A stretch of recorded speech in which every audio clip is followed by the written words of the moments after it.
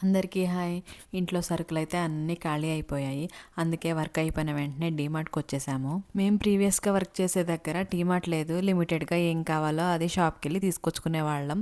ఇక్కడికి ట్రాన్స్ఫర్ అయిన దగ్గర నుంచి డీమార్ట్ దగ్గరుందా అని చాలా హ్యాపీగా ఫీల్ అయ్యాను. హ్యాపీగా ఫీల్ అయ్యానే గానీ బిల్లు మాత్రం ఎవ్రీ మంత్ తడిచి మోపెడైతుంది. ఏదో తీసుకుందామని వెళ్తాను. ఏవేవో కనిపిస్తాయి. అన్నీ బాస్కెట్‌లోకి వేస్తాను. అవి యూజ్ చేస్తానా, యూజ్ చేయనా అనే విషయం పక్కన పెడితే అప్పటికి మాత్రం ఇవన్నీ మనకు అవసరమైనయేగా తీసుకుందాం అని అనుకుంటాను. మళ్ళీ నెక్స్ట్ మంత్ డీమార్ట్కి వెళ్ళేటప్పుడు స్ట్రాంగ్గా ఫిక్స్ అవుతాను. నాకు అవసరమైనవి మాత్రమే తీసుకోవాలని.